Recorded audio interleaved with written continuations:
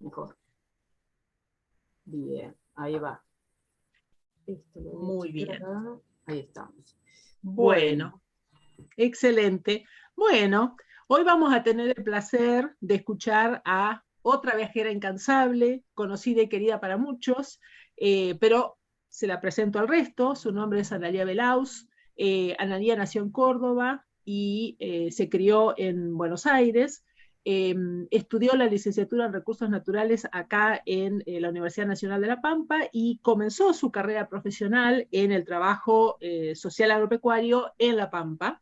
Después se trasladó a Santiago del Estero, posteriormente a Salta, después a Mendoza, o sea, no estoy haciendo un chiste cuando digo viajera, y finalmente a Buenos Aires, donde se encuentra residiendo actualmente, aunque ya nos está diciendo que no es el lugar definitivo, me parece muy bien.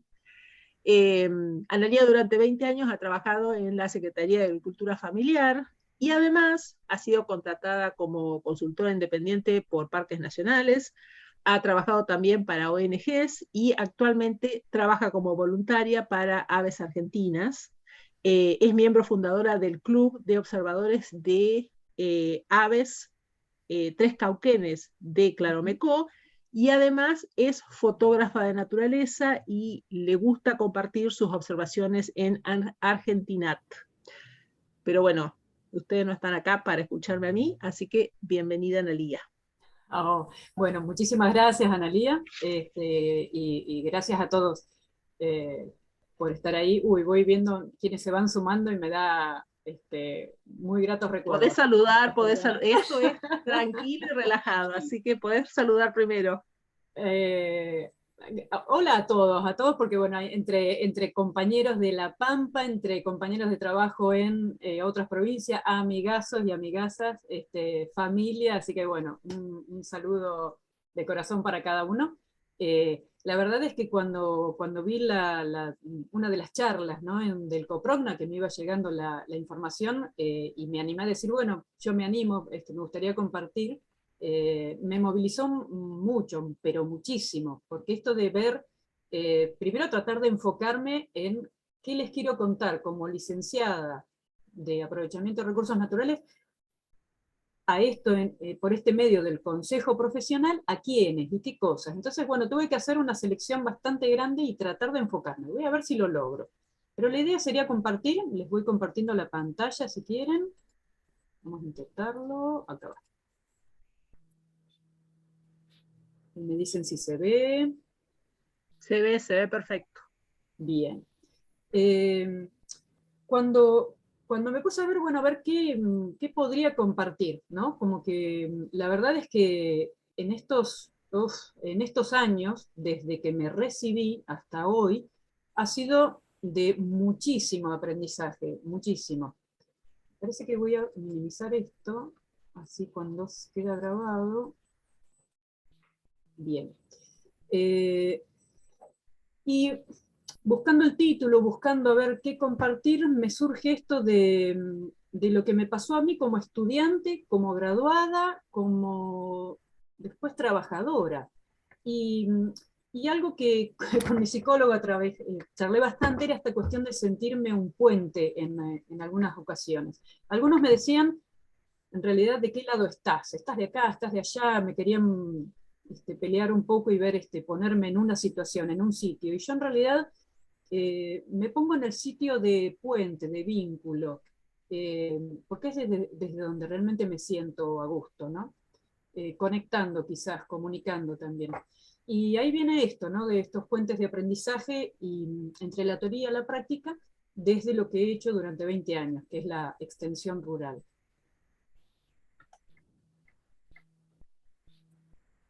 Si pasa. Bien.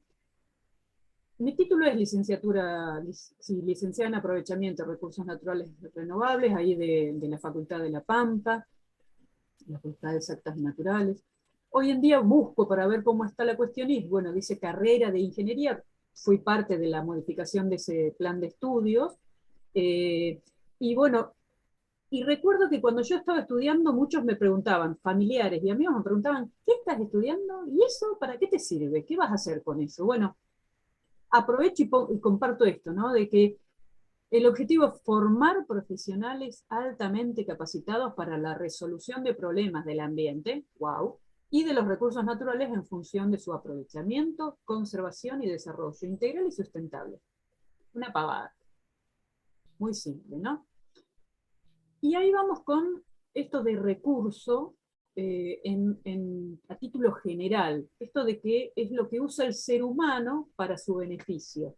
Y otra condición o cualidad también es que es más valorado, especialmente cuando es escaso. Eso recuerdo de Tito, Gustavo. Bueno, y en esta clasificación de los recursos naturales, esta cuestión de los renovables, que es para los que nos formaron, los no renovables y los perennes, que de alguna manera van a ver que no en la academia, pero sí en la vida, en esto laboral, algo fui aprendiendo, ¿no? Bastante me parece. Entonces acá voy a hacer un juego con esto de lo que es la formación académica, y que fue como estudiante desde el 89 al 96, no solo las materias que cursé, sino esto de poder participar junto a otros compañeros también y docentes en pasantías, congresos, jornadas. La vivencia desde lo que es la organización interna, desde el centro de estudiantes, en nuestros derechos, en cosas que deseábamos que mejoraran. Como graduada, ¿no? Participé también en la elaboración del plan de estudios, no sé si ha habido otra modificación más, pero esa fue más o menos en el 97.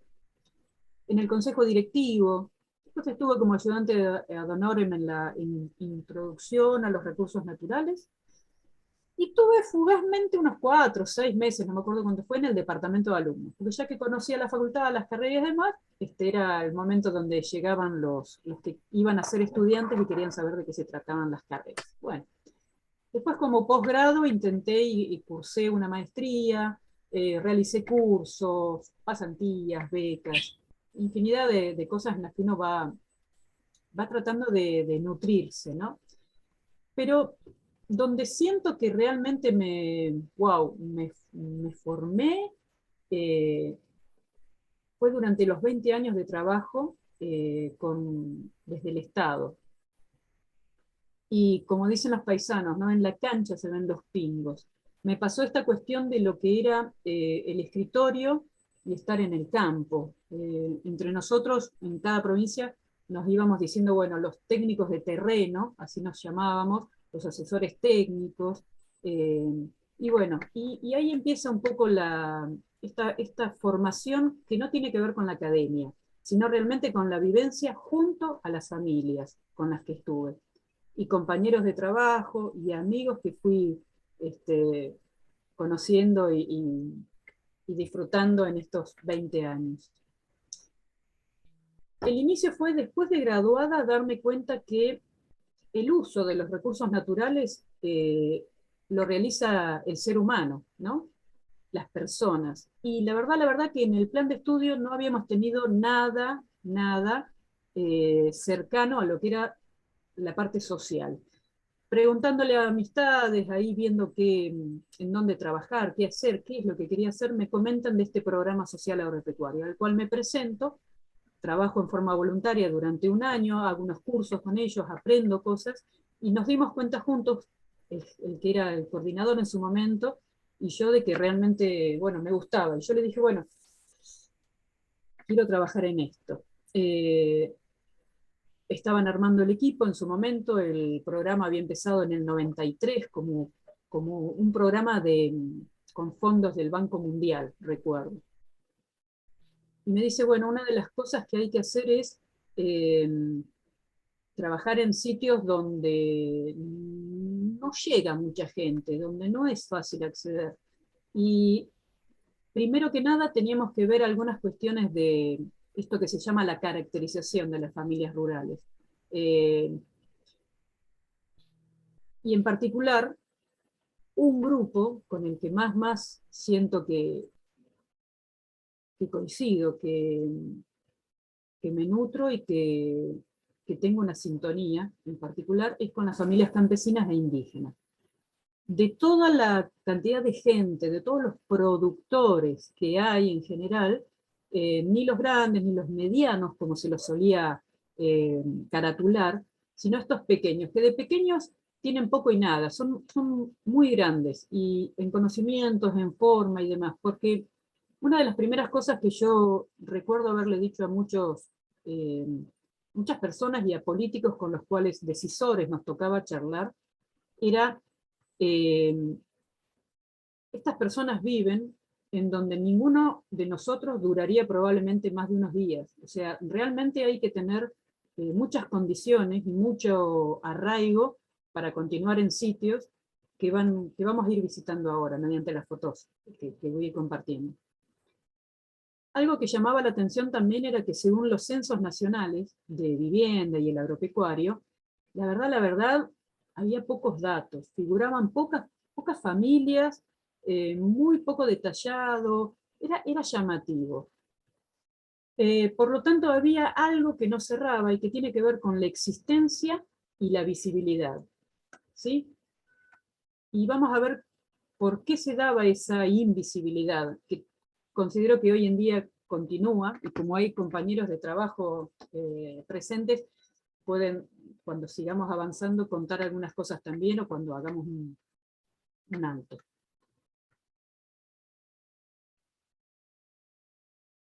Comienza el trabajo, comienzo a salir de la oficina en el vehículo que era de nuestro coordinador. En su momento no había vehículo del Estado todavía, y él había estado en el ProHuerta, entonces ya conocía a algunas personas, conocía personas que conocían a otras personas. En eso que van a recordar algunos de La Pampa especialmente, de una nota en el diario La Arena, que un holandés, si no me equivoco, había puesto algo así como el patio trasero de La Pampa. Era ese sitio en la casa de uno, que está ese patio atrás, que a veces está medio abandonado, supuestamente, en el que no se le da mucha bolilla, no se lo visita con frecuencia, y sin embargo hay grandes riquezas, grandes, por ejemplo, plantas y cosas que han sobrevivido de una manera que uno no sabe cómo, porque no las riega, no las cuida, ¿no? Y resulta que ahí es donde estaban, tomo los términos, en su momento eran beneficiarios de proyectos, algo bastante cuestionado también, pero bueno, estas personas a las cuales debíamos llegar, intentar llegar desde el Estado, desde un programa en su momento.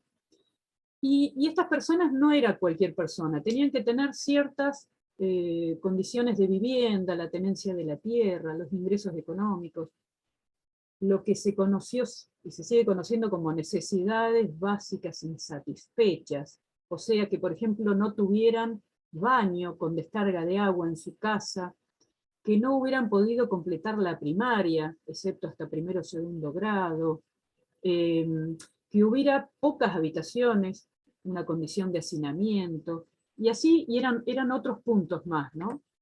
Pues muchas de esas condiciones las reunían las personas a las cuales vamos a continuar viendo, y entre ellas los pueblos originarios o indígenas, discusión larga también, ni siquiera figuraban en los censos, porque si no mal recuerdan, apenas en este censo, el censo que se hizo este año, se incluye la pregunta si uno reconoce ancestros, ¿no? El origen nuestro como pueblo originario, como afro, ¿sí? Empiezan a incorporar algunas cosas. Así que tampoco era que estaba visibilizado en los censos esto de ser integrante, ser un indígena, ¿no? Perteneciente a un pueblo originario.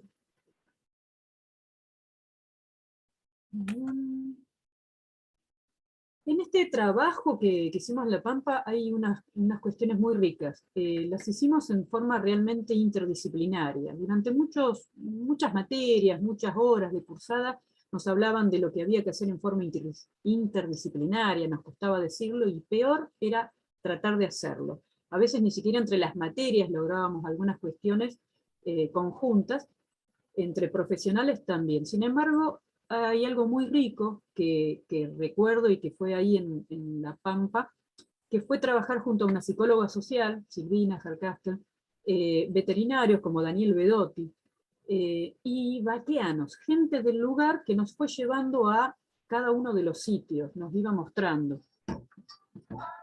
Perdón. Y en esa recorrida de los campos por los sitios de interés, realmente los expertos eran la gente local, los nacidos y criados, o los que ya tenían horas de caminata y de perderse y encontrarse en esos sitios. Ahí ven la camioneta con el capó abierto, esa fue la camioneta que teníamos en el trabajo, y la verdad, pasaba que se calentaba, pasaba que llegábamos a algunos de los sitios con bastante esfuerzo. Una materia que se incorporó, que le incorporamos en el plan de estudios del 97, fue la de Sociología y Antropología, a la cual me había presentado en su momento como ayudante. No tuve los requisitos, no cumplía con los requisitos. Y entiendo las cuestiones académicas. Ahora, quisiera que se tengan en cuenta algunas cosas que muy probablemente no creo que las estén recibiendo, yo recuerdo no haberlas aprendido durante la formación académica. Y fue lo que es aprender a trabajar en grupos, con las dinámicas y técnicas participativas, comprender desde la psicología social lo que es un grupo operativo, esta cuestión de tener una meta y trabajar todos juntos para lograr esa meta, que nos beneficie a todos. Bueno, y el desafío era también hacer estas reuniones con familias que estaban por lo menos a 5 kilómetros de distancia unas de otras, y que tenían, con suerte, caballo, moto, algún vehículo, pero la mayoría de a pie. Así que ahí está Walter, y bueno, en esta foto aparece porque realmente era bastante desafiante lograr una o dos reuniones al año. Sin embargo, cuando se hacían eran una fiesta, era un buen momento. Ahora, eso sí, si había telenovela, había que esperar a que terminara la hora de la telenovela, porque eso era importantísimo. Y uno empieza a entenderlo también el porqué, ¿no? Una foto que yo presenté en un momento, en un concurso, pocas veces he concursado, fue esta, que le puse escasos recursos. Y lo que me muestra el compartir con las familias durante estos años es que escasos recursos desde un punto de vista, claramente, pero desde otro, en abundancia. Lo que es la voluntad, la tenacidad y el esfuerzo para seguir en el lugar que aman, continuar en ese lugar. No por obligación, sino por elección. Y reafirmo eso, Algo que era un desafío bastante grande era cómo llegar a los sitios, porque los invito a que se metan, por ejemplo, y busquen Mapa de la Pampa, el más básico, el de las rutas más grandes, y van a ver que está la parte este con una gran cantidad de rutas, digamos, gran cantidad, y la parte apenas de un tercio, los 2/3 hacia el oeste, ya hay pocas rutas.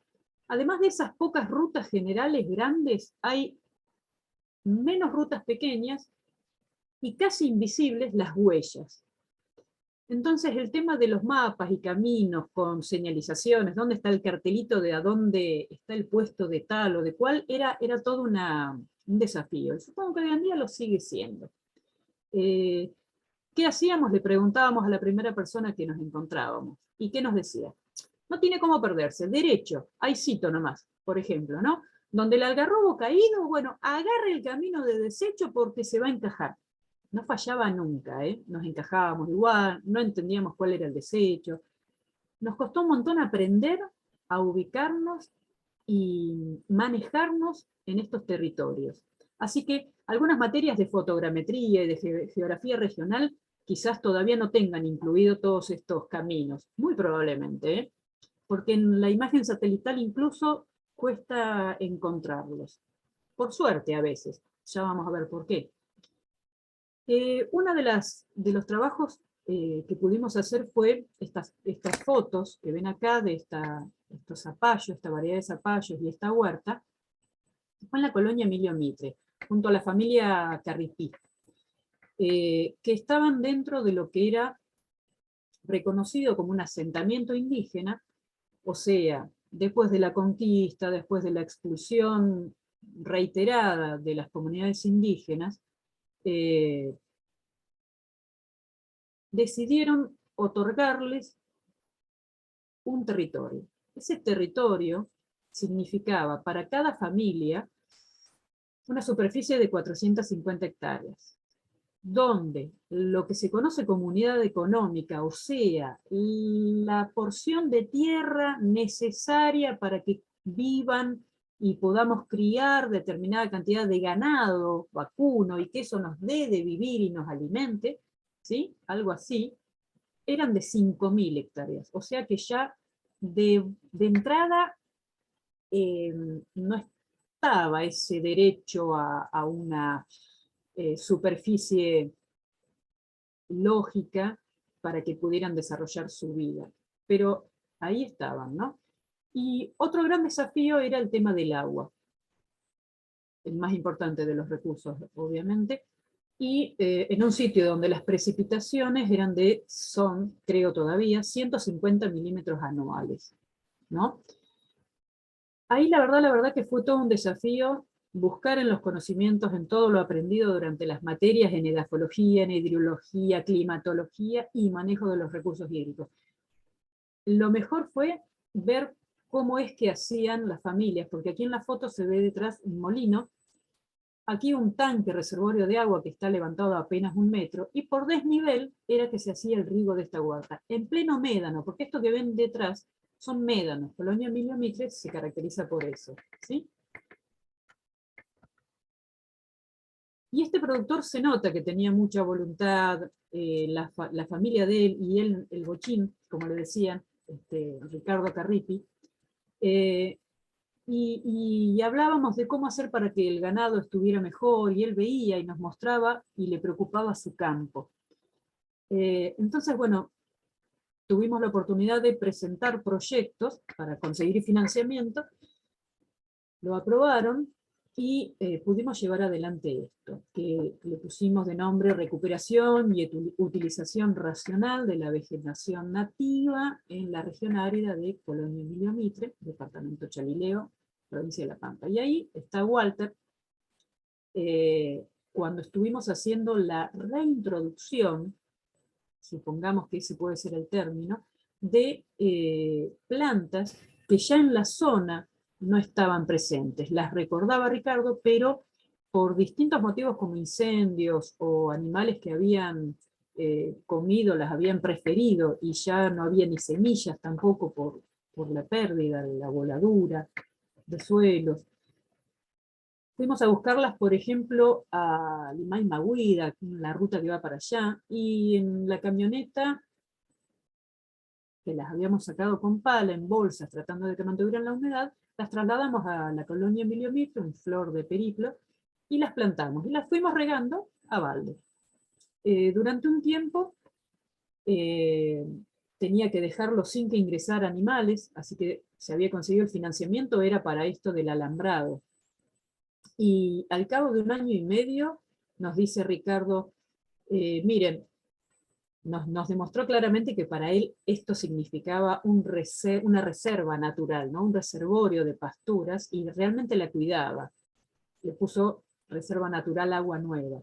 Y nos dice, muy preocupado, cuando pudimos hablar por teléfono una vez, miren, yo creo que habría que meter animales, habría que hacer algo porque estamos corriendo riesgo de que se está empastando y se va a quemar. Pero Ricardo, dijimos 2 años, bueno, si pueden venir a verlo, mejor. Y cuando fuimos, la verdad es que sí, hacía falta.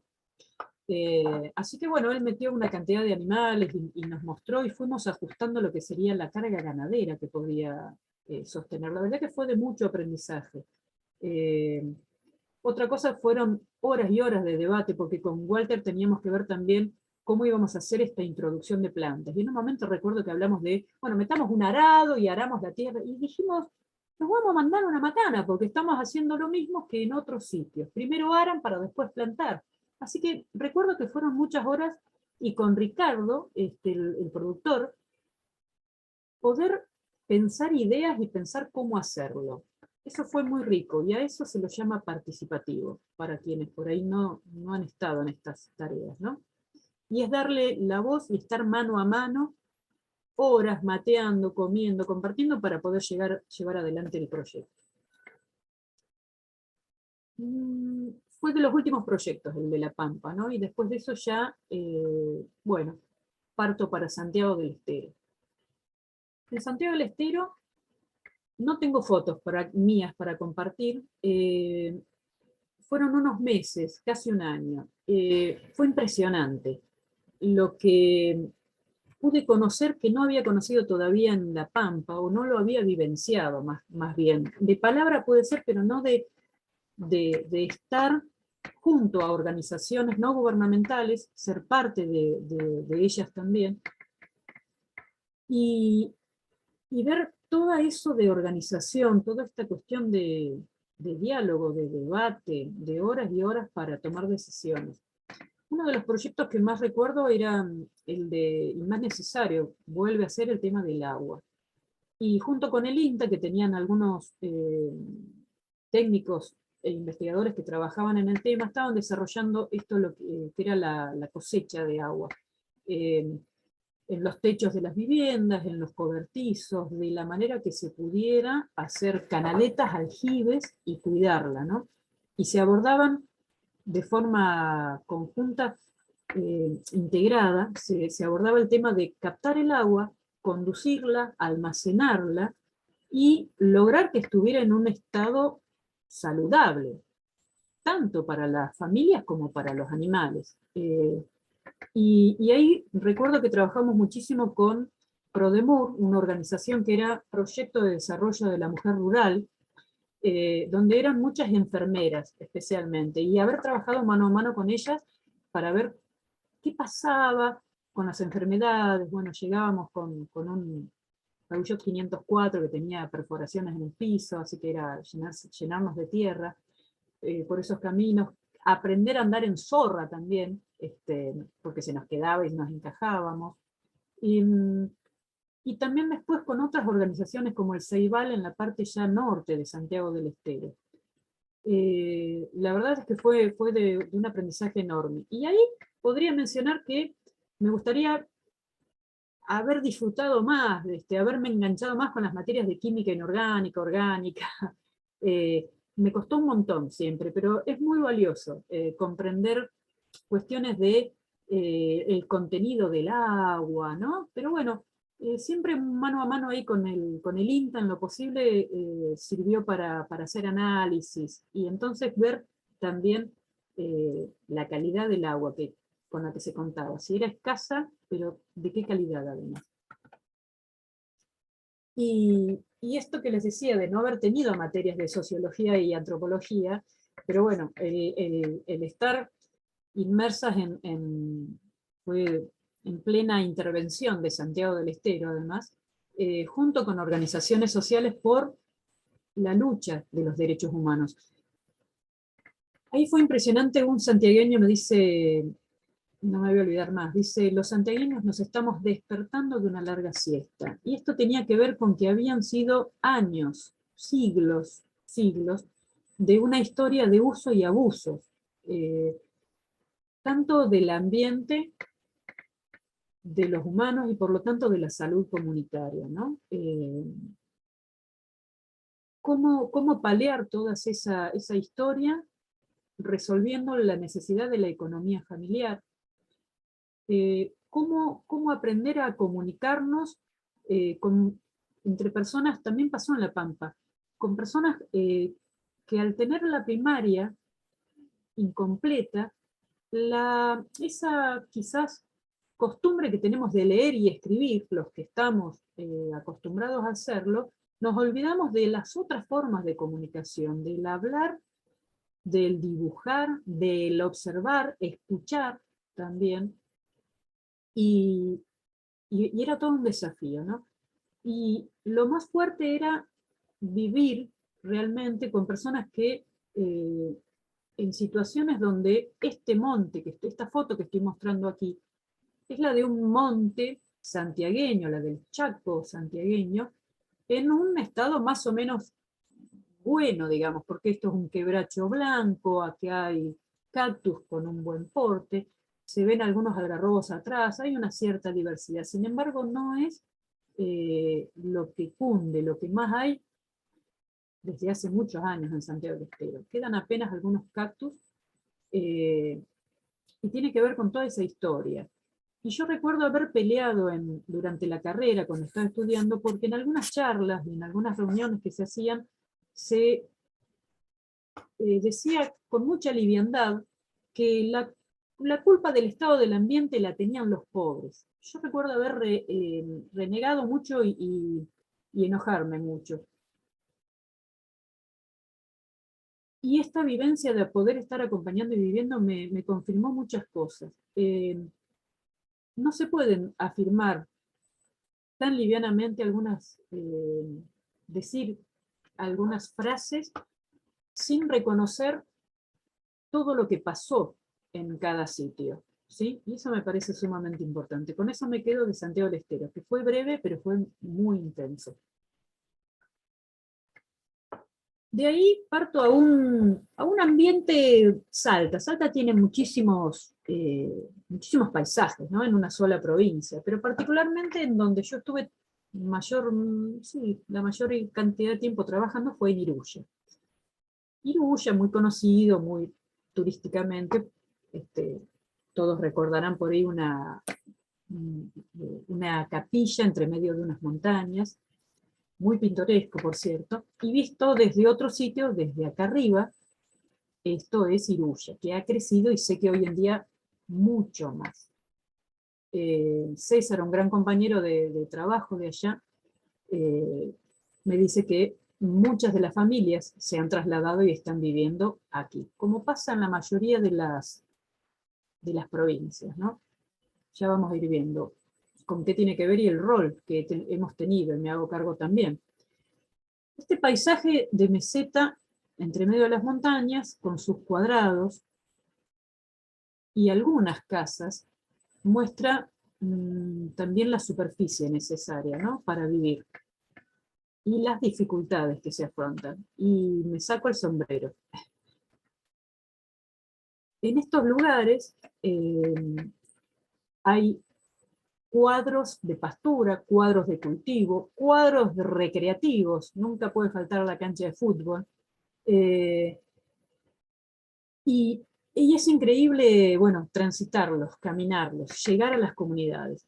Volvemos a lo mismo. Poco de señalizaciones, la manera de llegar es junto con las familias. Siempre me sentí muy cuidada y muy acompañada. Íbamos desde los 2.700 metros hasta los 4.000 a Labra, y de ahí volvíamos a descender en muchos casos, y se hacía, como pueden ver en estas fotos, a pie.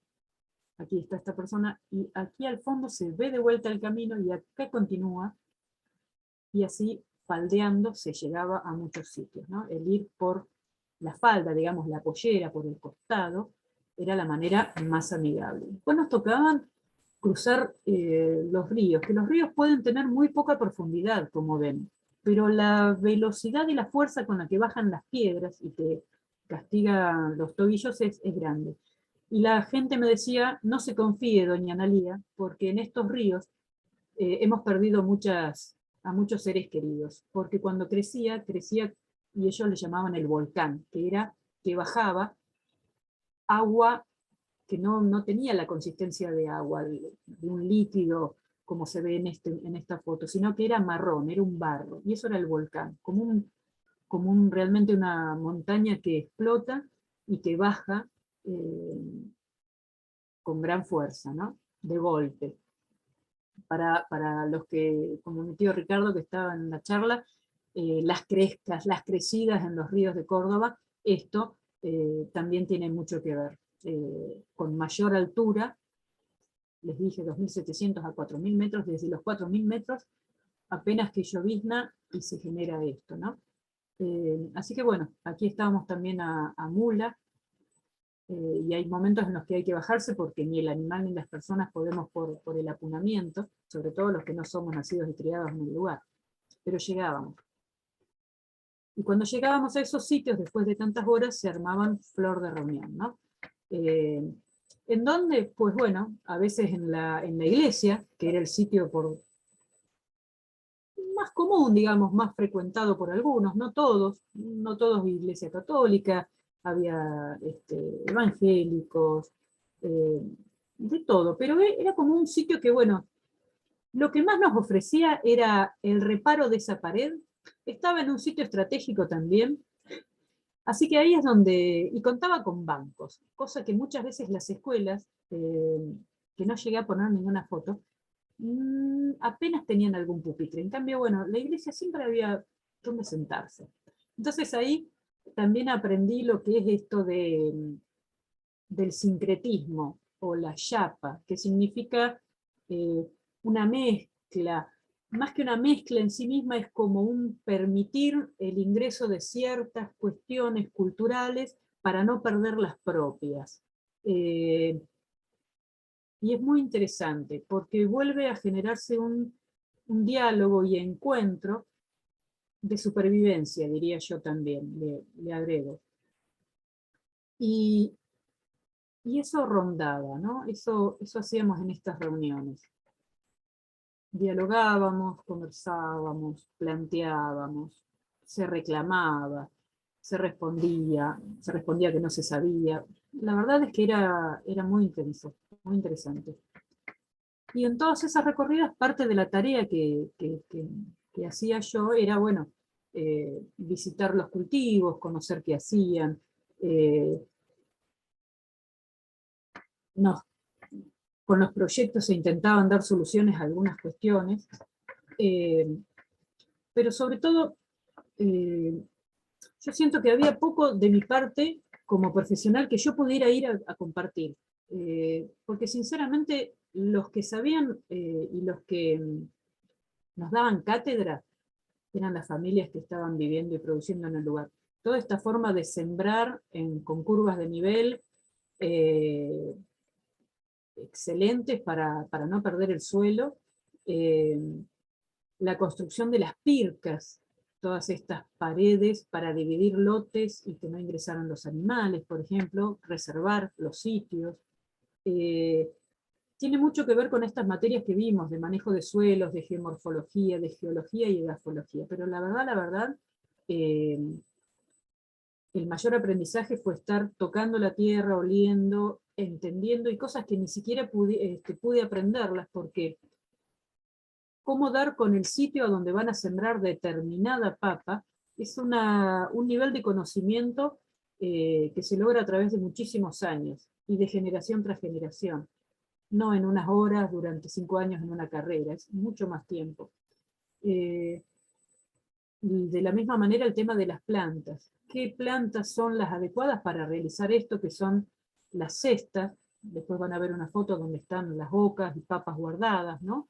Esta es una forma plegada de la cesta, enrollada, como las cortinas, las esterillas que vemos, bueno, muy similar. Ahora he incorporado algunas cuestiones como sogas, hilos de nylon, ¿no? Pero en su momento todas hechas con tientos de cuero, crines de caballo, con sus propios recursos, los recursos que están a mano. Y la misma cuestión con las cestas, como por ejemplo para guardar algunas nueces, transportarlas a cuando se hacen las ferias y encuentros, eh, los intercambios, ¿no? También conocer qué palos, qué árboles para usar para los palos de los techos de las viviendas, las cañas, y bueno, cantidad de cosas. Y eso es un nivel de conocimiento de las plantas de botánica, muy, muy fuerte, muy interesante, muy rico. Eh, para hacer, por ejemplo, lo que eran las tinajas, ¿no? La forma y el momento adecuado en el que se corta determinada gramínea, pasto para realizar la cestería. el uso de piedra. ¿Qué piedra para usar como pecana y como maray para moler los granos de maíz? ¿Qué tierra arcillosa, qué cualidades tiene para poder hacer las vasijas de barro? Eso denota un conocimiento y una sabiduría enorme, enorme. Lograr vivir, vuelvo a insistir, ¿no? Tanto me pasó en La Pampa como en Iruya y en cada sitio donde fui.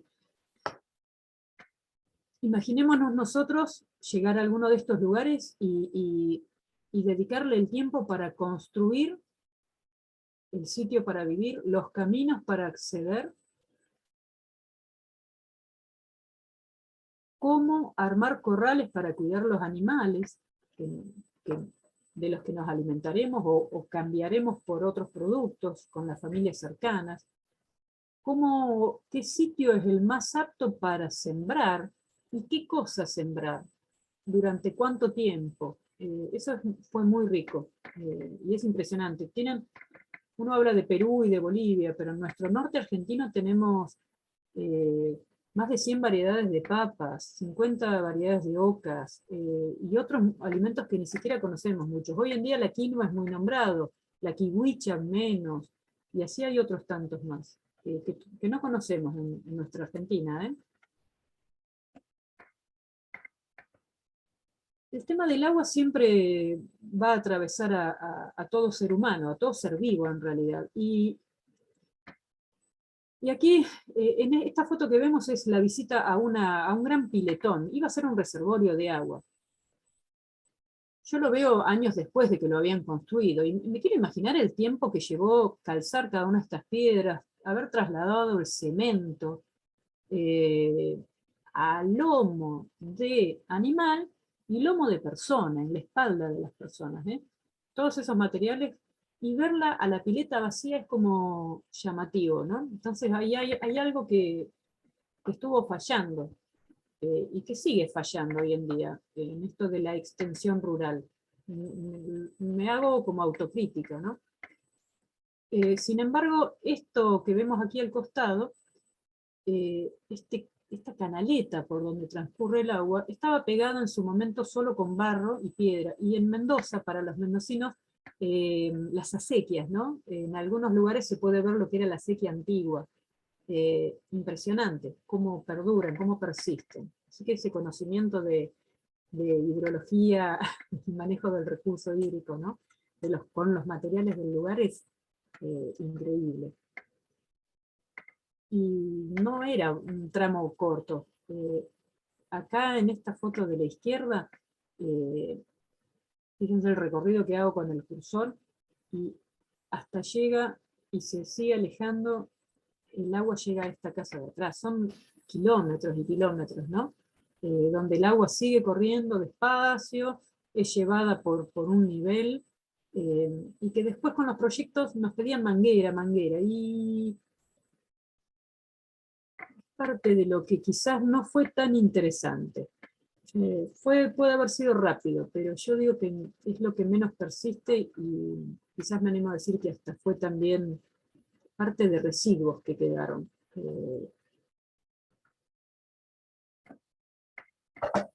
Porque una pirca realizada a mano la aprende un niño con su padre. La aprende jugando, viendo, imita, lo pone en práctica a pequeña escala. Él tiene acá su yunta con un yugo para tirar el arado de palo. Y él ya aprendió eso viéndolo, y lo fue haciendo a pequeña escala. Fue acompañando seguramente a sus padres, a sus tíos en las caminatas, así que sabe dónde hay determinada planta, sabe a dónde hay que ir a buscar el agua. Y eso es fundamental para la continuidad. Las mangueras hay que comprarlas, evidentemente con un dinero que hay que conseguir vendiendo productos que la mayoría de las veces no alcanzan para comprar ese otro producto hecho con petróleo, que son las mangueras, por ejemplo. Y sin embargo, estos recursos, si se dejan de utilizar las piedras y se pierde el conocimiento de cómo construirlo, esa es una verdadera pérdida cultural, muy fuerte. Y atenta contra la economía, claramente, ¿no? De la familia y de la comunidad. Aparte, realizar estas pircas, una cuestión es la del cerco de la vivienda propia, pero también son cercos que dividían las pasturas de una familia de la de otra, y eso no se hacía a las apuradas, eso se hacía piedra sobre piedra, se discutía previamente entre las familias, y colaboraban ambas partes, así que tenía que haber acuerdos. La construcción de alambrado se realiza en forma más rápida, a veces con muy poco diálogo, y no perdura en general, porque los postes se caen, el animal se rasca, la pirca se reconstruye, lleva su tiempo, pero pocos de los proyectos, ninguno de los proyectos en realidad, logramos que financiara la mano de obra, que era lo importante, para que continuara este conocimiento.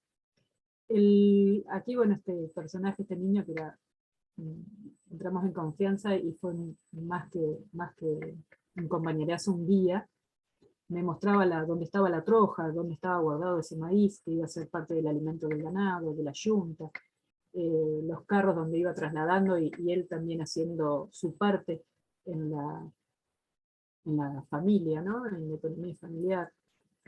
Y toda la cuestión espiritual, esos conocimientos, pero ese sentir que se transmite de generación en generación, como jugando, pero con una ritualidad sagrada, muy fuerte.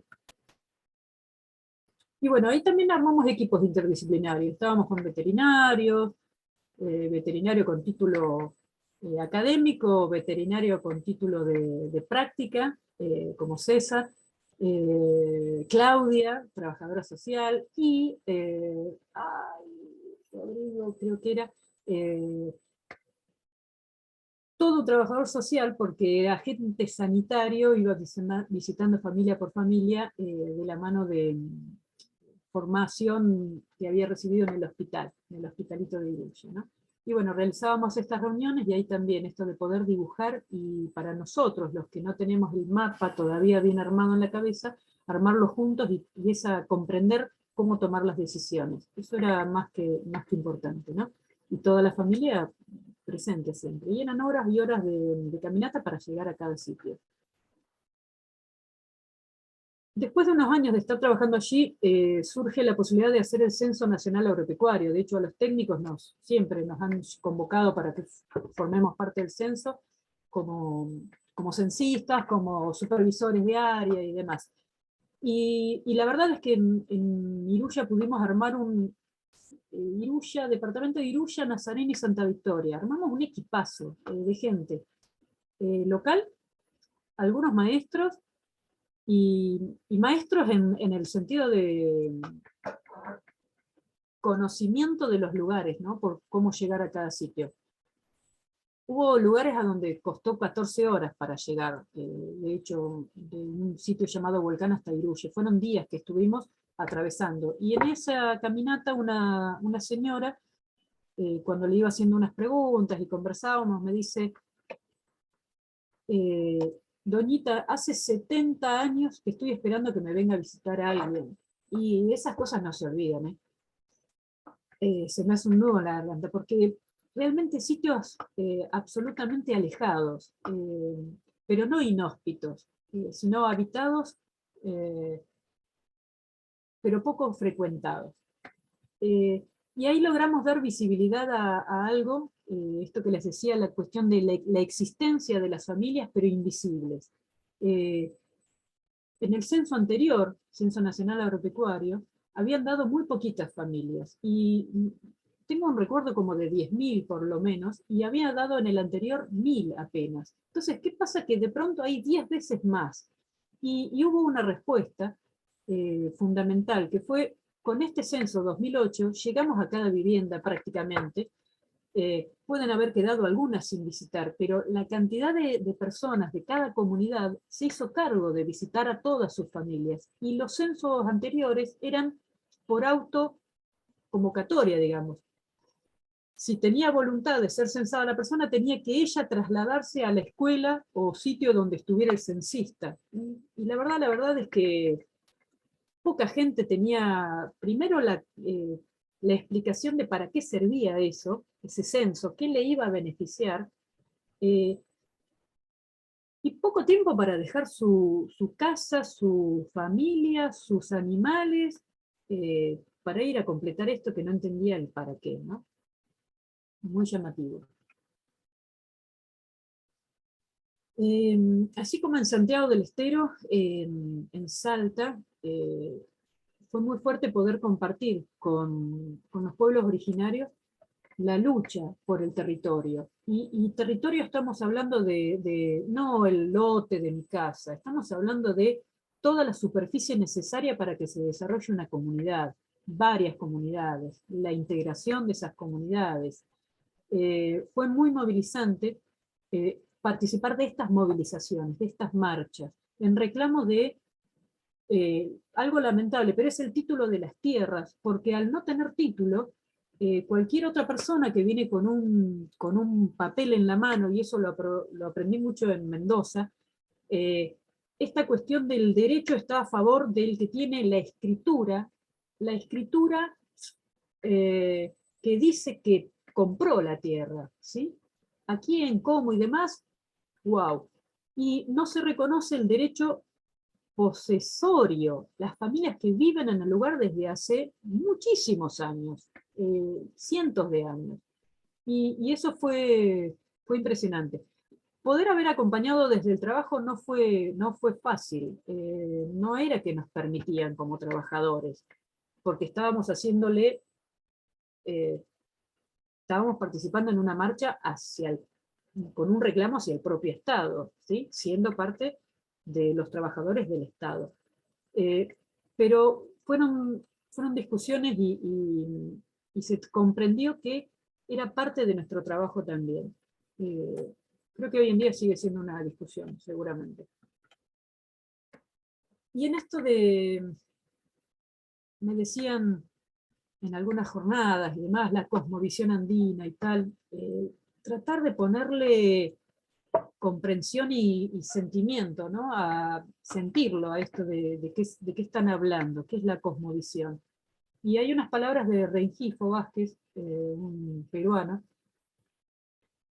que él habla de esto, la concepción del ser como parte del tejido de la vida, la agricultura como una forma de crianza mutua, con el paisaje y la diversidad, porque nos cría y nos alimenta, y nosotros criamos y alimentamos. El diálogo de saberes entre culturas como forma de enriquecimiento, y ahí eso fue muy interesante y muy vivencial. Y se logra gracias a la conversación, ¿no? Con el entorno, con los apus, los dioses, la ritualidad, que nos hace a todos ser parte de una comunidad. Algo que recuerdo como haber podido concretar fue poner en pósters, en palabras, en una forma en la que estamos más acostumbrados, quizás los académicos, eh, es esto de reconocer que las prácticas llevadas adelante de las curvas de nivel, de los andenes, de la diversidad de papas, de la diversidad de cultivos, de la forma de almacenar y demás, eso es agroecología. Y no es nuevo, es ancestral. Entonces, poder hacer un juego hoy estamos tomando como algo muy valioso, que es la agroecología, algo que fue realizado ya desde hace muchísimos años, cientos de años, ¿sí? Muchas veces se habla de los incas como algo de otro lugar, y sin embargo nosotros tenemos toda esta vivencia, esta cultura andina viva, actual, muy rica. Y haber podido hacer este póster que estamos con estas niñas, ese póster quedó allá. O sea, fuimos a presentarlo a un congreso, a unas jornadas, pero volvió porque era un material que debían ellos mismos poder mostrarle a otros que llegaran, con las herramientas, con el idioma, con la forma que quizás estamos más acostumbrados, ¿no? a comprender. Y este otro, el de una cartilla, también, con esto de las formas de producir.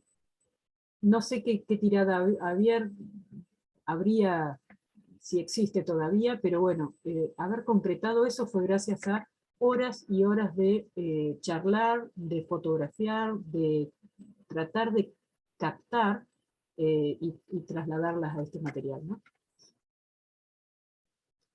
Llegamos a Mendoza, año 2010. Y empiezo por una de las últimas cosas y que me arrepiento mucho de haber bajado, tirado el guante sería, ¿no? Le pasé la posta a otra persona y me arrepiento porque hoy me doy cuenta que podría haber continuado, le podría haber buscado la manera. Y fueron estos planes de manejo de bosque nativo. No es menor, porque los planes de manejo en general, si nos pusiéramos a buscar, lo hizo en su mayoría pequeños, medianos o grandes productores, pero no pequeños, y menos campesinos e indígenas, por varias cuestiones. Y esto fue un desafío bastante interesante. Este fue una situación que llevó su tiempo de discusión, porque cuando a mí el técnico, Jorge Soto, me lleva, nos había conversado otros técnicos de este sitio, con árboles de este tamaño, la gente que estaba a cargo en su momento del ordenamiento territorial de bosques nativos, no, en el relevamiento que habían hecho no tenían que hubiera ningún bosque, ningún conjunto de árboles de moradillo o molle, que es esta especie, y menos de este tamaño. Así que tuvimos que llevar fotos, tuvimos que llevarlos a que lo visitaran. Este es un guardaparque que ellos designaron para que fuera a constatar que esto era verdad. Esto nos pasaba con mucha frecuencia, ¿no? Con Blas Gil y su padre, que ha fallecido ya, bueno, años de estar conociendo estas plantas, cuidándolas y usándolas. Y por algo, o sea, si no hubieran estado haciendo ya un manejo, no existirían. Así que lo que fuimos fue a tratar de mostrar la forma de manejo y ajustar algunas cosas, intentarlo, pero sobre todo seguir cuidándolas, ¿no?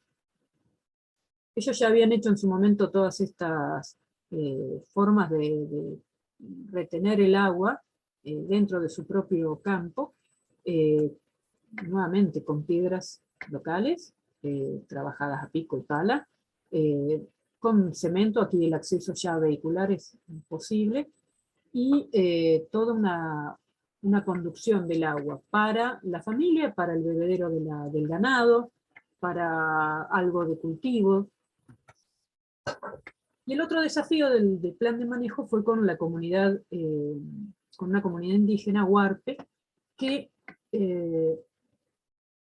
quizás a los que vean esta foto les parece que esto es un desierto. Sin embargo, no hay ningún desierto, al menos no sin vida, en todos hay vida. Y esto antes eran lagunas, era agua, pero con la cuestión de los ríos, así como pasa en La Pampa, Mendoza mismo también tiene su patio trasero, su sitio donde se decide no cuidar y que se las arreglen, y este fue el caso. Entonces aquí ahora de laguneros, de familias que vivían de la pesca, que cuesta creerlo y a mí me costaba verlo cuando transitábamos por ahí, hoy lo que quedaba todavía eran los árboles y arbustos. Entonces, muy valioso porque con ellos hacían, gracias a la chaucha, la harina para elaborar el patay, el arrope, la aloja, el afecho. Estos llegué a conocerlos, me han convidado, hemos podido comprar, hemos podido llevar a ferias, y otros más que yo no conocí, no pude degustar, como la ñapa, el bolanchao, la chicha en Salta, un tipo de chicha así, y el guarapo. Así que bueno, cuánto por seguir conociendo todavía.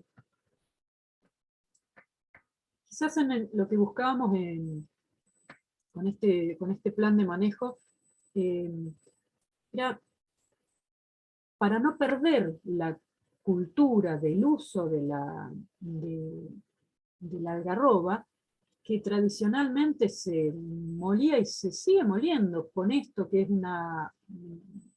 le llama mano, el pilón, que se usa para, dentro de un tronco ahuecado para moler la chaucha, después de haberla secado. Se hace esto, la compra, la adquisición de una maquinaria, que en menos tiempo, por las generaciones más modernas y las que vienen, continúen haciendo. Pero no se reemplaza por nada todo el conocimiento que tienen las familias, especialmente las mayores, de dónde está el árbol, donde se cosecha, el más rico en su fruto, el mejor, el que más se conserva, de que dura, el tema de qué plantas usar para que no se apolillen. Todo eso no se reemplaza con nada, al contrario, se trata de que perdure. Y ese era el desafío. Por eso se puso en una charla que brindamos a distintos institutos y demás, esto de aportes desde la construcción del desarrollo participativo, junto con la comunidad, ¿sí? Y bueno, se logra la elaboración, ya elaboraban la harina, se logra la elaboración con esta maquinaria, y acá con doña Dominga, mostrando distintos grosores de harina, que incluso asombrados porque se llegaba a hacer el almidón, lo cual era un subproducto muy utilizado y muy necesario. Bueno, hay cuestiones que buscábamos de hacer la etiqueta, quién lo elaboraba, poner esta cuestión de agroecológico, porque en ese sitio no hay, es naturalmente agroecológico, decíamos, porque no se utiliza químicos, ¿sí? Agroquímicos, definitivamente no se lo pulveriza, no se lo está, como se ve acá tan frecuentemente en estos campos y en otros campos de cultivo, ¿no? Entonces naturalmente era un producto agroecológico. Y eso tiene un valor para todos nosotros, con la cuestión de salud. Y esta foto, bueno, esta es el frasquito está arriba de una canoa que tradicionalmente se construía con juncos, totoras, plantas que conocían los constructores de esas balsas, ¿no? Tan utilizadas años atrás. Hoy ya parte del museo. Y una de las preocupaciones era esto de este cerco que se ve, esto es un cerco, así como las pircas, ¿no? Estos cercos hechos de piedra, aquí el cerco hecho de ramas, en lo posible pinchudas, compactas, apretadas, para que no se pasen los animales de un lado al otro, porque esto es lo que va pasando, ¿no? Se va perdiendo absolutamente toda la cobertura vegetal. Cuando llueve se hacen estos encharcamientos donde, bueno, van quedando las huellas y con el paso del tiempo cada vez queda menos, ¿no? Y esto es progresivo y parte del desafío todavía. Los pocos charcos de agua, que son los sitios de vida de los animales, y de recarga para las napas de agua para las familias. Entonces se trataba de, como ya también hay poca vegetación, poner en práctica esto de los boyeros eléctricos, o sea, alambrados, móviles, fáciles de colocar, con energía solar, lo cual era toda una inversión y una decisión hacerlos y dónde ubicarlos, porque también volvemos, es una cuestión de territorio. Nosotros estamos acostumbrados, probablemente todos los que estamos en esta charla en este momento, a que tenemos nuestra casa, el portón, el tapial, la medianera, sabemos, ¿no? Cada uno cuál es su sitio. Sin embargo, no es necesariamente la mejor manera. Acá estamos hablando de acuerdos, de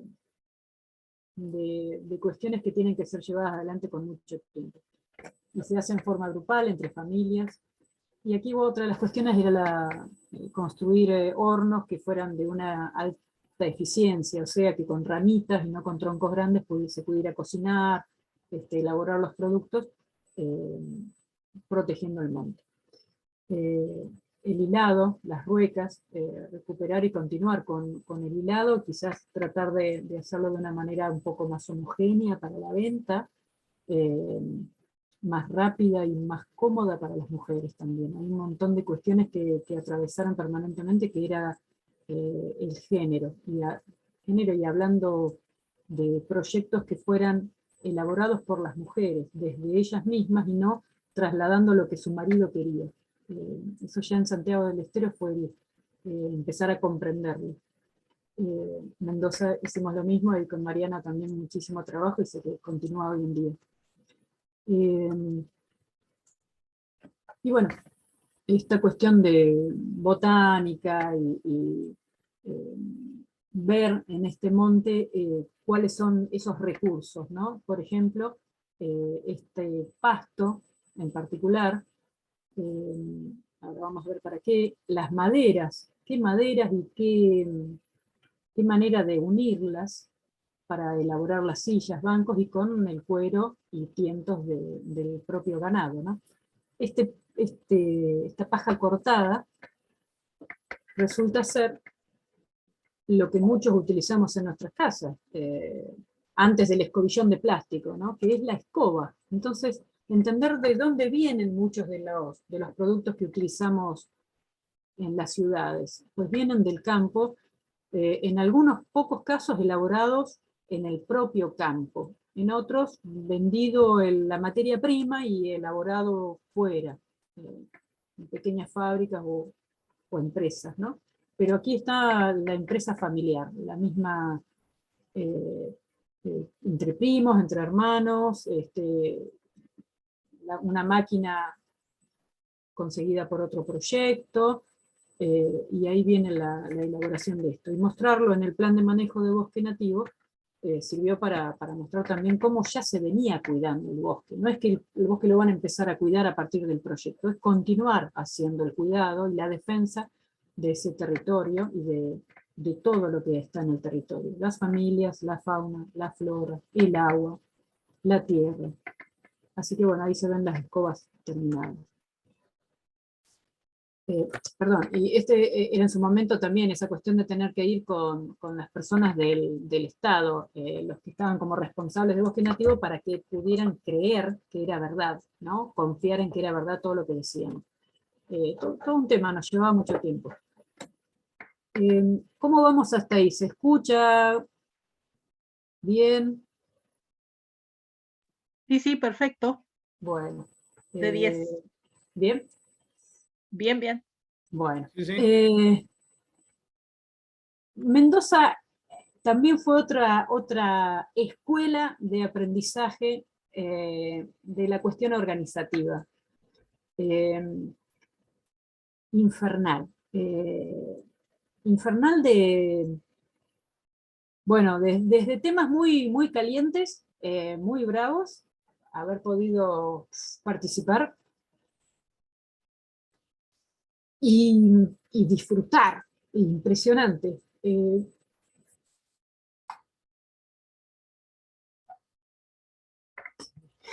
Se me atoran las palabras.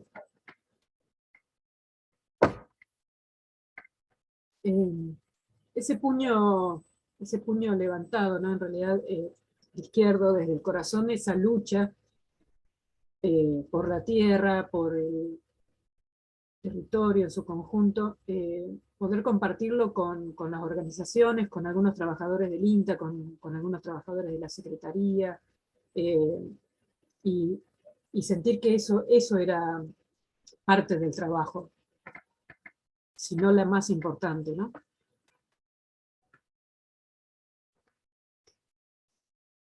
Y éramos, no me acuerdo cuántas, Mariana, pero éramos un montón de familias cuando se hicieron estas jornadas para la realización del pozo, de ¿cuántos metros? 6 metros, 9, no recuerdo, y habernos metido todos, ¿no? A haber metido mano realmente, habernos metido adentro del pozo y poder mirar desde ahí abajo cómo se sentía, y tratar con un ratito de estar ahí nomás, wow,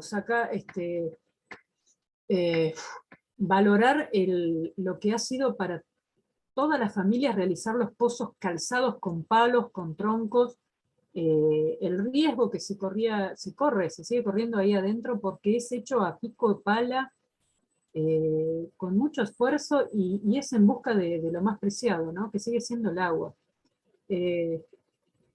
Por ahí para algunos, para muchos, es común, aquí mismo en Claromecó, ver que venga el camioncito que tiene la perforadora y va sacando un poco, meten un poco, inyectan agua con tierra y van sacando, con una máquina, ¿no? Un motor y con mucha sabiduría también.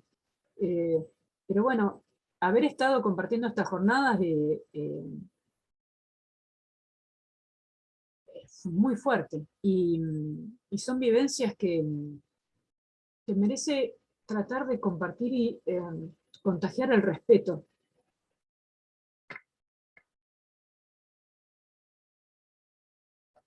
Porque también por ahí escuchamos de gente amiga y de familiares decir, estuve por, estuve por algunos lugares ahí donde hay paz, sobra tierra, está, eh, ay, no recuerdo el término, pero era como que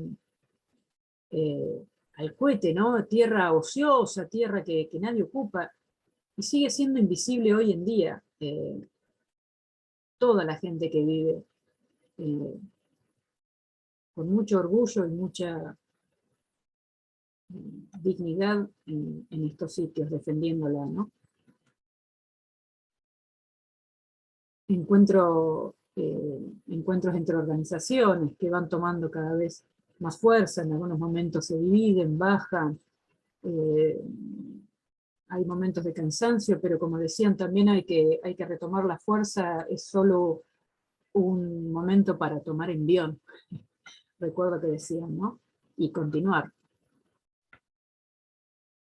Y bueno, esta cuestión de otras energías, otros recursos que por ahí deberían ser más fomentados y más accesibles, más difundidos, como las energías solares, que tantas cosas ayudan a resolver y a sentirse que uno está en parte, ¿no? Desde cargar celulares y estar comunicados, tener luz para leer durante unas horas más, leer, trabajar en el cuero, en la lana, hacer tareas domésticas de una manera menos sufrida, como me decía, recuerdo las palabras en La Pampa, que lo que querían con el proyecto era dejar de sufrir, no dejar de hacer esfuerzo, pero dejar de sufrirlo, y creo que eso solo se entiende viviendo. Un día al menos, en alguno de estos sitios. Con este personaje, Jorge Soto, hicimos allá en Malargüe, cerca de donde debe haber estado Walter, por ejemplo, hicimos esta captación de agua, ¿no? En un mallín difuso, o sea, un sitio que solo la familia del lugar, solo don Pedro y su madre Juana, nos muestran dónde estaba, así por ejemplo en un lugar donde aparecen cortaderas, es el sitio donde hay agua debajo, y cavan un pozo y el agua empieza a brotar y a ser más visible, ¿no? No es una vertiente, sino que está ahí abajo, y esa agua va corriendo, y la necesidad de llevarla a la vivienda, que está allí, varios kilómetros más abajo, no recuerdo si eran 6 u 8 kilómetros, no recuerdo bien, y para ello, bueno, a ver qué podíamos hacer. Entonces están estas tecnologías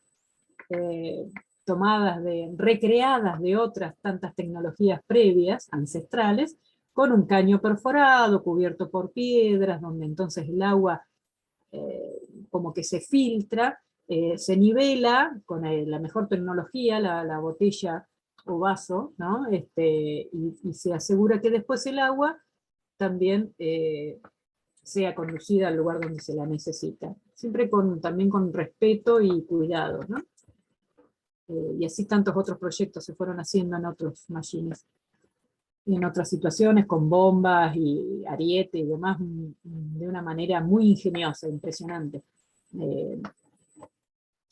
Haber vivido eso es muy rico. Y aquí, algo que hoy también damos, algunos conocemos con el nombre de permacultura, ¿no? De utilizar, hacer los ladrillos de tierra, los de adobe, que muchos también quizás conocemos en otros sitios. Bueno, este invernadero realizado con los materiales locales, aportando el diseño y el porqué, el funcionamiento, compartiéndolo entre distintas comunidades, distintos grupos, pero bueno, poniéndole cada uno su identidad y su forma. Y lograr, gracias a esto, una huerta con verdura en el invierno. Bueno, no es menor, ¿no?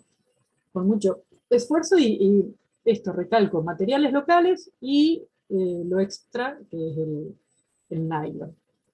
La mayoría de las veces el pago de la mano de obra, esto no es reconocido, insisto. Y es lo que más tiempo lleva, verdaderamente, lo más importante. Y algo que hablábamos y hace un tiempo estamos con toda la cuestión del control del ganado doméstico que se nos va de las manos, dicen, ¿no? Que es, por ejemplo, los burros. Bueno,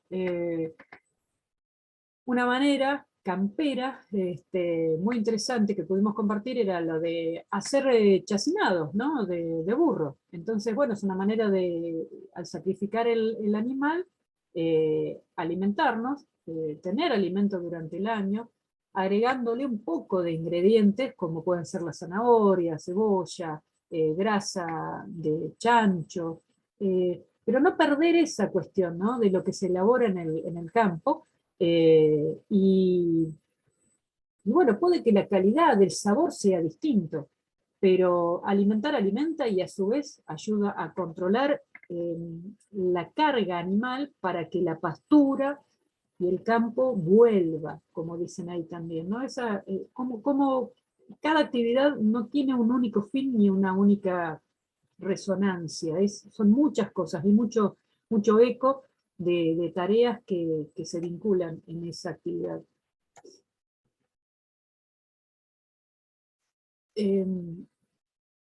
Retomando esto de cómo se transmiten los conocimientos, ¿no? Que no es a través de un libro, no es a través de una clase formal, sino que es a partir de esta forma de educación de abuelos a nietos, en las que en la casa está el telar, está la madera con la que se usa, con la que se hace el uso para estar pasando la lana, para apretar el tejido. Se comparte todo esto, ¿de dónde? Y esta herramienta va a ser utilizada, si no viene ya de varias generaciones anteriores, va a continuar, porque es madera de ley, de las que ya no se están consiguiendo, ¿no? Y me parece importante cómo se transmiten los conocimientos y cómo se valora esa sabiduría. Incorporando algunas cuestiones, teñido, colores, ¿no? Algunas anilinas y demás, pero también hay muchos registros y muchas reuniones y trabajo para no perder con qué se tiñen, con qué parte de las plantas, qué color tiñen y demás, y hoy se está también haciendo, por ejemplo, con las plantas nativas, aquí tuvimos una visita, se continúa, se trata de recrear entre los que no hemos tenido esa vivencia, aprenderlo. Es muy interesante. Y una materia que teníamos que era climatología, recuerdo también, otra que clase, otra que cátedra. Tanto en Salta como en Mendoza nos pasó esto de que nos decían, esas nubes son de frío, mañana va a nevar. Capaz que nieve, pues no era capaz. Al día siguiente amanecíamos así, amanecíamos con la casa con 10, 15 centímetros de nieve, por ejemplo, y había que salir con la camioneta, estábamos con Jorge, acá estaba Rogelio, y bueno, y era así, se había cumplido lo de que iba a nevar. Así que otra que Winguru, ¿no? Mejores observadores y conocedores durante años y años, bueno, lo habrán escuchado de sus padres y así de sus abuelos, y nos pasó en Iruya que una doña nos dijo cuando estuvimos en una entrega de tierras, en Rodeo del Medio, era no se vayan hoy, porque si acá está lloviznando, arriba está nevando, y ya tiene que haber hielo. Y fue así, la pasamos bastante mal. pero teníamos que ir y cumplir con horarios y cosas. Eso es algo que de ahí en más aprendimos. Durante 4 meses no pudimos hablar de aquella anécdota. De esta con Jorge no hubo problema, aprendimos, él me enseñó a manejar en nieve, cosa que a mí no me gustaba, pero en un lugar bastante plano, llano. En Iruya fue bravo. Y de ahí en más escuchamos lo que nos decían la gente del lugar. Si no había que irse, pues no nos íbamos, nos quedábamos. Bueno, y llegamos a Buenos Aires. Claro, no estuvo fácil, y no tengo prácticamente fotos. No estuvo fácil porque si hay algo que fue modificado de lo que es paisajes y ecorregiones fue la llanura pampeana. La llanura pampeana fue la que ya hace 500 años, desde la colonización, fue la más castigada, la más modificada. Cuesta bastante, por no decir que prácticamente no hay, campesinos indígenas. Hay pequeños productores, hay huerteros, hay producciones, hay emprendedores, eso hay muchísimo. Pero bueno, la manera de continuar con lo laboral fue a través de lo que se estaba tratando de sostener, una escuela, una ex escuela agrícola, ya abandonada hace unos años, y en ella tratar de restaurarla con nociones de permacultura, la cuestión de la producción biodinámica, la agroecología también, y así un montón de palabras que van resonando hoy en día, ¿no? Bioconstrucción y más.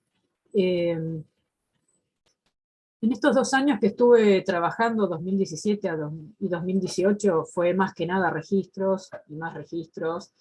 Y bueno, intento ponerle un poco de humor, fue del técnico todoterreno, en el que realmente estábamos mano a mano con los productores, en sus lugares donde ellos vivían, y no haciéndolos ir a las oficinas, a los cuales terminábamos tratando quizás como, o no queríamos, yo por lo menos, convertirme en la empleada pública de Gasalla. Fue todo un desafío. Nos ganaron de mano algunos y nos echaron, ¿no? No estuvo bueno para nada, para nada. Y hoy en día me encuentro, después de 4 años, criando plantas nativas, aprendiendo muchísimo, con, con mucho entusiasmo realmente, en lo que es un vivero educativo y experimental, que se llama Nativas en Claro Mekong. Soy voluntaria en varios proyectos de conservación y todo lo que esté vinculado a poder hacer talleres de educación ambiental, en forma voluntaria y gratuita, aclaro. Y como habrán visto a partir de la fotografía, realmente encuentro una manera de seguir conectada con la ciencia, y es en esto de la plataforma Argentina, por ejemplo, donde veo que hay muchos investigadores que necesitan y aprovechan las fotografías con las coordenadas y los datos que aportamos de cada especie que no conocemos, y aprendemos también incluso a partir de esta plataforma, ¿no? Y intento ser una emprendedora independiente, así que algunos recordarán que hacía cuestiones de carpintería. Bueno, hoy sigo haciéndolas, así que eso no ha cambiado. Junto con lo que es la delegación y temas de gestión ambiental, estamos con esto del turismo y la conservación, así que poniendo carteles en sitios donde transitan con cuatris, 4x4, motos y demás, y donde ya también estamos viendo la desaparición de especies, ¿no? Por el uso y abuso. Nuevas formas, pero la historia se repite, ¿no? Así que ahí colocando un cartel para el tema de la lagartija, una lagartija endémica, que ya antes recordaban como que había muchas y jugaban, y todos recuerdan que se les desprendía la cola, y hoy no se ven prácticamente. Y como para ir cerrando la charla, a modo de círculo también, regreso a lo que encuentro una nota en el diario La Arena de La Pampa, en donde, buscando, porque no recordaba si era el holandés, quién era, lo del patio trasero, veo que continúa hoy esto del patio trasero, y el título es así, un no lugar sin derechos. La nota hace referencia a la cuestión del atuel, ¿no? Esta cuestión de uso del curso de agua de un río aguas arriba, que no se crean que en Mendoza lo están. El enojo es entre La Pampa y Mendoza. Ahora, yo puedo dar fe por haber estado en ambos sitios, que en Mendoza no la están pasando bomba con esa agua, no la están pasando bomba ninguna de las familias que mostré en la foto. Todo lo contrario, es escasos emprendimientos, escasas situaciones las que se están viendo beneficiadas con el uso del agua de ese río que fue cortado aguas abajo a La Pampa. En Mendoza también hay muchos patios traseros, muchos supuestos no lugares, supuestos lugares que supuestamente nadie vive y que están desperdiciados. Sitios que la gente dice improductivos. Y estoy usando esos términos que son los que escucho y me enojan bastante, ¿no? Entonces me pregunto, bueno, ¿cuánto sigue habiendo por trabajar y por visibilizar y por entender? Pero bueno, sigo creyendo que otro mundo es posible y que también es un mundo donde quepan muchos mundos, ¿no? Que reconozcamos la diversidad en todos sus aspectos, sentidos y culturas, vivencias y demás. Bueno, eso era lo que tenía para compartir. Así que, muchas gracias. Dejo de compartir. Buenísimo. Muy, muy, muy bueno. Excelente. La verdad que, mira, interesantísimo. Acá estamos casi todos. Así que, buenísimo. ¿Preguntas, comentarios? Seguro que hay un montón. Wow, aprovecho para ir saludando a Gachi, que no la había podido ver todavía, a mi hermana. Hola Anita, acá la conecté a la mami desde el teléfono. Qué bueno. Ah, qué lindo verlos. A Belén, acá una compañera del Club de Observadores de Aves, con Rodolfo. ¿Quién es más? Acá estamos los dos. Qué lindo. Amar del Ponti, bueno, voy recordando algunos nombres hoy. Así que bueno. No sé si ves el chat, Analía, lo abriste para ver ahí algunos comentarios. A ver.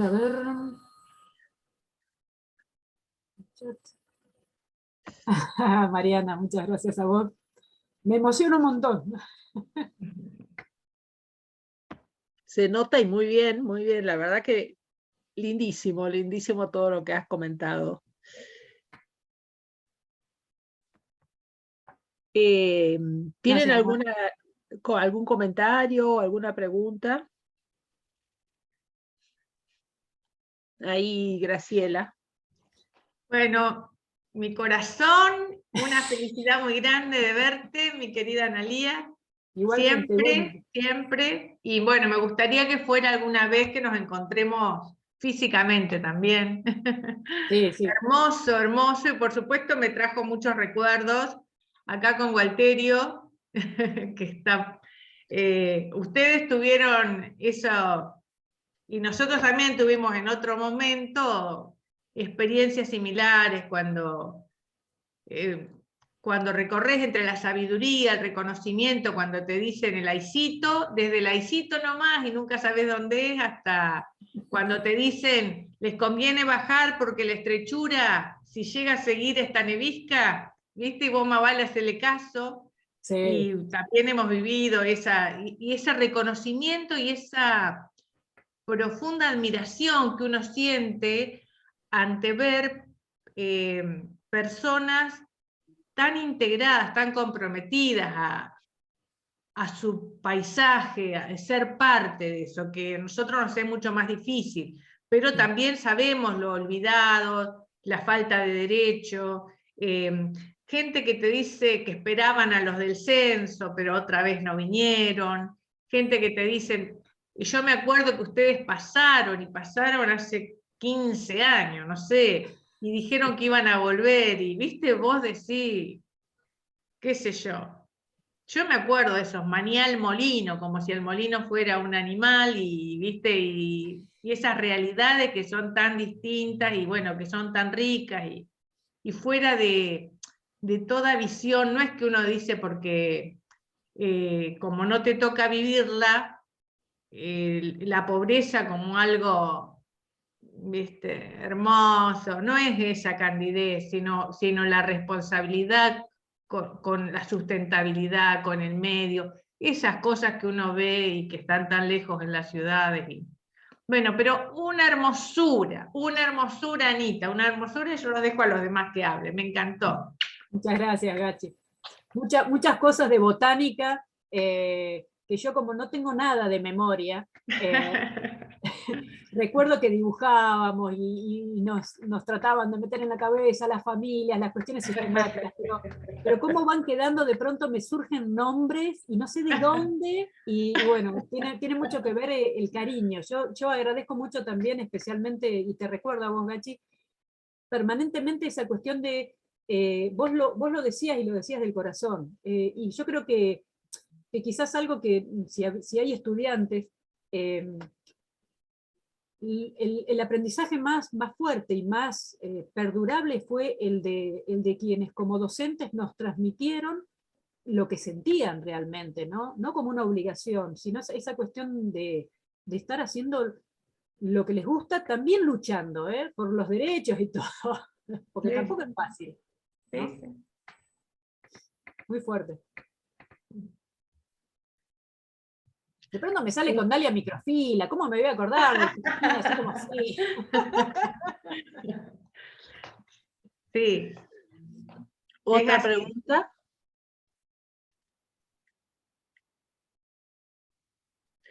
Bueno, yo tengo.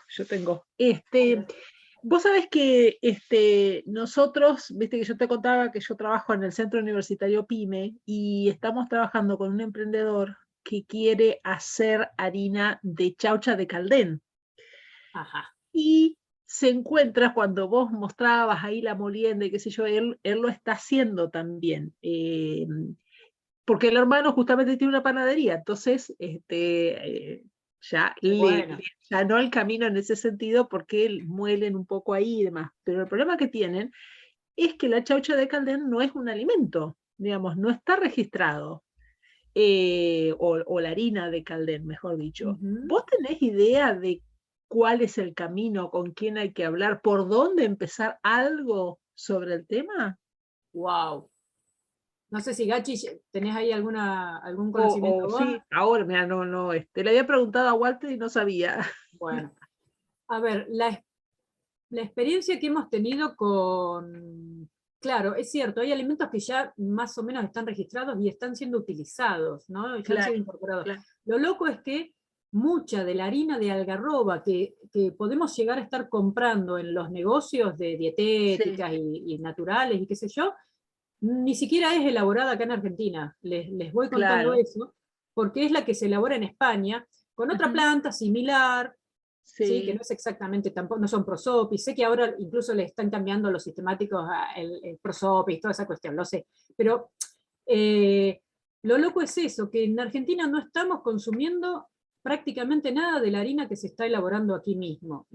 Cuando empezamos con el plan de manejo de bosque nativo en Lagunas del Rosario, con lo de algarrobos, Chile nos quería comprar la carga de las chauchas por toneladas. ¿Para qué? Para elaborar ellos allá la harina. Lo cual dijimos no, y explicamos los por qué y toda la cuestión, ¿no? El registrar un alimento en parte tiene que ver con el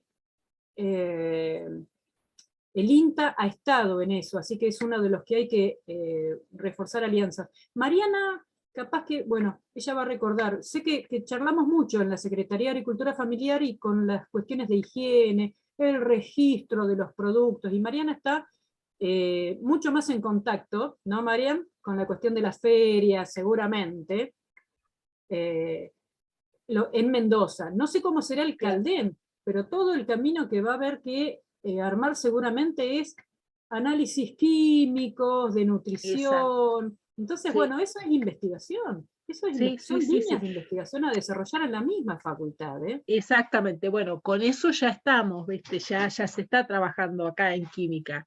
El tema es después, bueno, el proceso de a dónde tenés que ir a registrarlo, cómo haces, con quién hablas, ¿viste? Qué sé yo. Ese tipo de cosas que es lo que yo nos habíamos quedado por ahí de tratar de averiguar para Bien. esta persona y ver qué hacer, digamos, además de todo, ya teniendo todos los análisis y demás, después qué.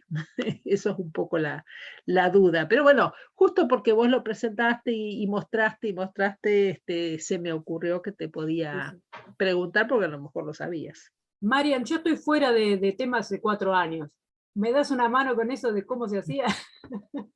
Bueno, acá a ver si puedo hablar, he quedado muy emocionada, así que Ah, bueno, bueno, si no, una me contás después, no hay problema. felicidad enorme, nada, encontrar a la Anita, sí, aunque sea por camarita, hemos disfrutado mucho del trabajo conjunto, así que la verdad que gracias Ani por este momento y a Pauli por compartirme la invitación a la charla.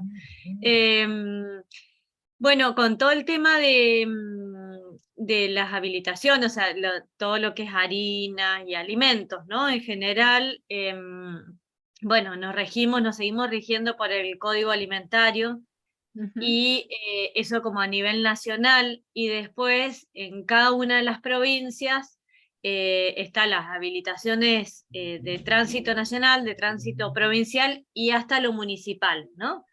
Y la verdad que por donde hay que empezar es por lo municipal. O sea, Ajá. primero que nada, ver, bueno, qué exigencias hay en lo municipal para no solo habilitar el alimento, el producto, sino que también es necesario como habilitar el espacio, ¿no? De donde Claro. se produce.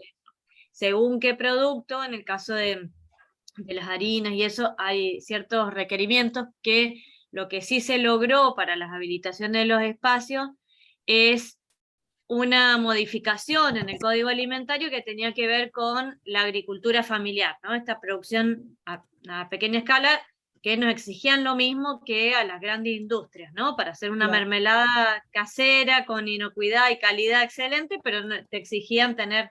Bueno, en eso ha habido algunas modificaciones, después en todo caso compartimos ahí contactos de gente que sigue trabajando eso muy piola y accesible a buscarle la vuelta, que es muy importante encontrar esas redes, pero aconsejarles eso, que ya que han hecho análisis, que están en ese proceso, poder contactar primero a nivel municipal, que de ahí en más te van pidiendo como esas habilitaciones municipales para acceder a los otros habilitaciones, ¿no? Tanto provincial como.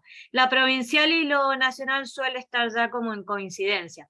A veces los municipios facilitan y a veces traban, esa es la realidad. Entonces, si facilitan es muy bueno porque, bueno, permiten ya tener la habilitación provincial y municipal y nacional, y otras veces, a veces son las trabas que no permite. Entonces, bueno, ahí lo que hemos hecho y que sirva para otros lugares es como trabajar más interinstitucionalmente, cosa de que, bueno, también eso sirva de paraguas para los municipios, decir, bueno, no, se está trabajando siguiendo las normas, acompañando, bueno, es siempre muy difícil, entonces, bueno, también haciendo entender de que son pasos que se van dando, pero que no son de la noche a la mañana, a veces no se tienen todos los recursos, entonces, bueno, poder desde ahí.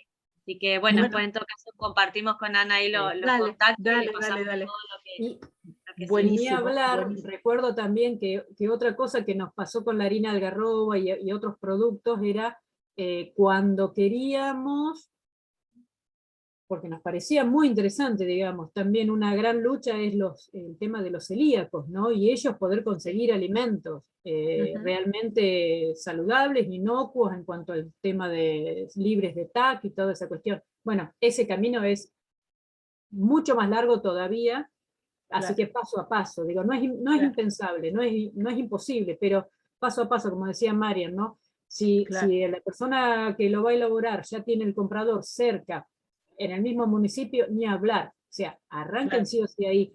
Si en algún momento la producción crece y van a sacarlo, bueno, vayan por más, pero si no, asegurarse ese primer paso es lo fundamental. Y recuerdo que éramos INTA, INTI, bromatología, había que ir haciendo un camino tranquilo, digamos, pero aparte dar confianza, mostrarlo, comer, consumirlo. Yo creo que muchas cosas que hicimos fue primero ser consumidores nosotros mismos. En la misma secretaría teníamos que dar fe nosotros de lo que estábamos ofreciendo, de lo que ofrecía el productor, por lo tanto nosotros que éramos a veces las caras visibles como intermediarios, entre comillas, ¿no?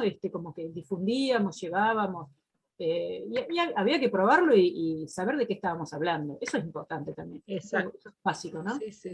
Hacer ese camino del uso del recurso, del producto, para ir instalándolo, como dijimos muchas veces, la certificación social. En agroecología, lo que más se habla es de una certificación social, que es el boca en boca y la posta. Yo voy a tu campo, voy a tu predio, con Paula hemos podido compartir en Mendoza, ir al predio de Dina, y elaboraba una huerta que era más que agroecológica, o sea, impresionante. Vos ibas ahí, estabas comiendo, sacabas el rabanito, sacabas la zanahoria, sacabas todo con confianza, sin lavarlo, sin nada, ¿no? Buenísimo. Bueno, ¿algún comentario más? ¿No? O sea, agregar que me parece en todo esto que estamos hablando lo importante que es, además de desarrollar lo que son los cultivos, lo que son las técnicas ancestrales de producción de alimentos, después la otra vuelta de tuerca, ¿no? O sea, desarrollar localmente lo que son espacios de intercambio y comercialización, ¿no? O sea, volver a las ferias populares, volver en cada localidad a tener espacios donde la gente pueda compartir no solamente esos productos, sino también esos saberes, para que no se mueran, ¿no? Para que puedan persistir. Porque en esas ferias de intercambio popular es donde vive todo ese conocimiento también. Sí, fundamental, fundamental. Eso no mostré nada, digo, la verdad es que empecé a encontrar fotos y también me di cuenta de la cantidad que he perdido, ¿no? Pero no las vivencias. Algo que hicimos, bueno, en Salta, por ejemplo, estos encuentros que eran entre las comunidades, como nos cuentan de los incas que iban de un lado con la sal y venían del otro, con la carne y la papa y el maíz y demás, vivirlo en localidades, en sitios intermedios, como algo actual, y tratar de reproducirlo en las ciudades, con esta modalidad de ferias, parecido entre comillas, ¿no? Ahí a las ferias del trueque, en su momento, de todos los que participamos, la importancia que tenía esa cuestión del mano a mano, y si no, por lo menos, bueno, estaban los créditos, pero bueno, las ferias hoy con el recurso del dinero, instalarlas. En Mendoza pudimos ir a la bioferia, y comprar ahí realmente los productos de mano del productor, o del vecino del productor, porque el que llevaba los productos, a veces no pueden ir todos, ya hay una coordinación, una organización previa para que el producto llegara a nuestras manos, ¿no? En esa feria. Eso es sumamente importante y cuesta, pero es muy valioso. Acá en Claro Meco nos está costando bastante, nos costó muchísimo traer los productos de un productor agroecológico, que ahora dejó de hacerlo. Entonces, cuesta. Pero si no hay consumidores que luchemos también por el derecho a consumir esos productos, bueno, no hay aliento para un productor, ¿no? Lo saludo ahí a Tito, a José. Hola, es un gustazo verte. Tanto tiempo, sí, realmente. Igualmente. Te digo, muy interesante todas las experiencias que contaste. Que en cierto sentido, vos sabés que nosotros las experimentamos un poco cuando vivíamos en Centroamérica, con productores muy pequeños, familiares, ¿viste? Hay todo también un movimiento muy fuerte de tratar de recuperar esos saberes, y fundamentalmente en muchos lugares que no se pierdan, ¿no? Y también coincido con vos, ¿viste? Que es bastante crítico el tema de los consumidores. Si no hay gente del área urbana que de alguna manera se comprometa y haga funcionar ese mercado, que la mayor parte de las veces está muy invisibilizado, tienden a desaparecer, ¿no? O al menos seguir siempre remando en el dulce de leche, digamos, que ese es el problema. Sí. Y trabajando en INTA, bueno, no sé si hay alguien más de INTA acá, pero seguramente coincida conmigo. Viste, el problema que tenés es, bueno, no se le da bola a la agricultura familiar. Estoy hablando como políticas institucionales fuertes, digamos, ¿no? A veces hay algunas líneas, pero después es complicado que realmente empujen fuerte, ¿no? Mirá, yo recuerdo desde la época que empecé a trabajar en el programa social agropecuario, Daniel Bedotti, el veterinario, era el veterinario del INTA que iba al campo. Y no creo que haya crecido mucho en No. de personas que lo hagan. Entonces, por eso hacía ese hubo comentario, ¿viste? un estancamiento, ¿viste? Cuando yo pongo ahí en la charla de técnica de terreno a oficinista, empleada de Gasalla, es porque realmente uno y otro gobierno, no, por eso no tiene que ver, es una política general del Estado en la que todavía está costando muchísimo eso. Y va de la mano, no es casualidad, va de la mano lo que es conservación del ambiente y conservación de la cultura. Conservación en el sentido que realmente entendemos, conservación de algo que está vivo, funcionalmente activo, con todos sus atributos, en un estado saludable, ¿no? Es una lucha, la Secretaría de Gestión Ambiental acá en Claromecó es la que recibe, al igual que en la mayoría de los municipios y de las provincias y la nación, es el último orejón del tarro, ¿no? Ha sido muy poquito. Entonces, y va de la mano. Si hay algo que me permitieron esos 20 años es aprender lo que yo vi que en la carrera que no sentí que no lo había aprendido, que era esa cuestión de la importancia del ser humano. O sea, el recurso se llama recurso porque lo usamos nosotros. Y entender cómo se producen, cómo se hace, cómo viven el 80% de la población del país. Porque realmente en números es mucho más alto, ¿no? En el 20% de las tierras, porque cada vez queda menos. Esto es todo un tema. No sé si querés que deje de grabar porque ya me estoy dando cuenta que se me va a salir la cadena en cualquier momento. Dejo de grabar y seguimos un poco más. Dale, deja. De tener video, no. Ahí fíjate, claro, yo acá no te puedo decir dónde. De tener grabación. Ahí está. ¿Estás seguro que decía de